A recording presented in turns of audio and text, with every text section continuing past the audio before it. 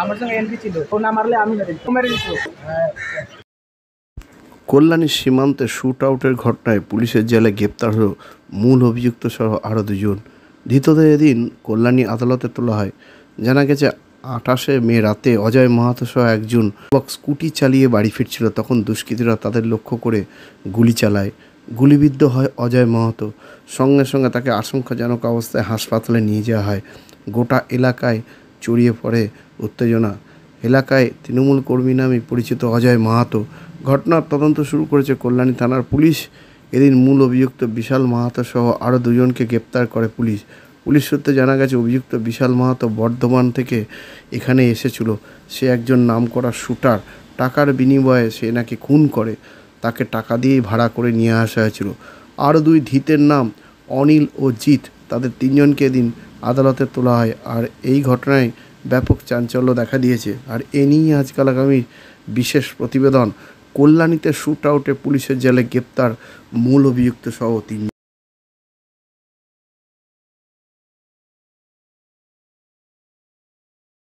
হাত বাড়ালি অ্যাপেলো। চেন্নাইয়ের নামী চিকিৎসকরা বসছেন কৃষ্ণনগরের পাত্র বাজারের অ্যাপেলো ইনফরমেশন সেন্টারে। স্বল্প ভিজিটে পাওয়া যাচ্ছে দেশের বিখ্যাত চিকিৎসকদের কাছ থেকে চিকিৎসার সুযোগ। জটিল রোগের চিকিৎসার জন্য সত্বর চলে আসুন পাত্র বাজারের অ্যাপেলো ইনফরমেশন। এখানে রয়েছে চিকিৎসার সমস্ত অত্যাধুনিক পরিষেবা। তাই যোগাযোগ করুন 8001129623। ও হলো শুটার, ওর বাড়ি হলো বর্ধমানে। ওকে টুবাই বলে একজন আছে রেলগেটে, সীমান্ত রেলগেট, ওরা ওকে এনেছে। টুবাই হলো একটা শুটার। এর আগে আজ থেকে 4 বছর আগে গুলি করেছিল, তারপরে এনডিপিএসকে জেলে ছিল। বেরোনোর পরে অতদিন ঠান্ডা ছিল, আবারও আসার পরে আবার আগের মতো তাণ্ডব চালিয়ে আমাদের যেরকম গ্রামের এরিয়া, আমাদের ওই গ্রামের লোকের যাতায়াত এরিয়াটা হলো সীমান্ত, তালতলা হয় সীমান্ত, ওর বাড়ির পাশ দিয়ে। এখন ও চাইছে ওই জায়গাটা তাণ্ডব চালিয়ে মানুষ থেকে তুলতে। যদি আমাদের টোটো চালাতে গেলে ওকে হিস্সা দিতে, টাকা দিতে হবে। কোনো ব্যবসাদার যদি মাল নিয়ে যায় তাতে ওকে টাকা দিতে হবে। ও এই জন্য তাণ্ডব চালানোর জন্য এটা করেছে অজয় মাহাতো। সিলিন্ডার হয়েছে তাতে যখন এ গুলি ফায়ারিং করে তখন এ ছিল একটা বিজয় চৌধুরী ছিল, আর আরেকটা কি মাহাতো ছিল। ওর বাড়ি হলো কি নবদ্বীপে চরযদুপাটিতে নতুন করে ঘর করে থাকতো। সে হচ্ছে বিশাল মাহাতো। এর সাথে আরও একটা বাইকে 3 জন ছিল। তারা এখন 2-1 জন ধরাটাই চালিয়েছে। টুবাই এদের আমার কাছে ফুটেজও আছে। আমার মনে হয় যে কেউ চেষ্টা করছে টুবাইকে বাঁচার। সময় প্রভাবশালী ব্যক্তি ওকে আড়াল করার চেষ্টা করছে।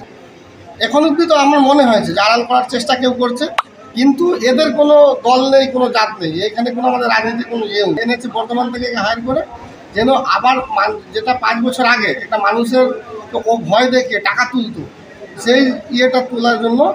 এবং আবার এই যে সুপার কিলার এনেছে, তার মধ্যে আমরা একজন রামটহল মাহাতো ব্যক্তিকে ধরেছিলাম, ও এদের সাথে জড়িত। সে যেটা আমাদেরকে বললো যে এইখানে আমরা 4 জন টার্গেটে আছি। মানে নেতাদের আড়াল করতে কিন্তু যে শুটার ভাড়া করে এনেছে টুবাই, তাকে কিন্তু আমার মনে হয় কোথাও যে কোনো প্রভাবশালী ব্যক্তি ওকে আড়াল অন্য দলে হতে পারে, কিন্তু ওকে আড়াল করা না। পুলিশ ওকে খুঁজছে কিন্তু এখনো পায়নি। তো বলবো যত ব্যবস্থা নিতে, এবং পুলিশও সেইভাবে তারা কাজ করছে। তারা কালকে শান্তিপুর থেকে 2-1 জনকে ধরে নিয়ে এসছে এই কেসে। পুলিশ কাজ করছে। আমি চাইবো যে নির্বাচন কমিশন যথাযথ ব্যবস্থা নিক। এবং আমরা এই লিস্টে আরও নাম আছে, যেরকম ওরা একটা 4 জনকে টার্গেট করেছে। তার আগে ওরা পাহাড়িপাড়া ঢুকেছে, যেখানে ভোটের আগের দিন ফায়ারিং করেছিল। সেখানে সিকেন্দারকে খুঁজেছে, সিকেন্দারকে পায়নি। 4 চাকা করে যাচ্ছিল, দেখলো অনেক লোকজন পায়নি। আমাকে তারপরে টার্গেট করেছে। তখন আমি আমার ঘরে বসেছিলাম, বলে আমার তৃণমূল কংগ্রেসের পঞ্চায়েত সদস্য।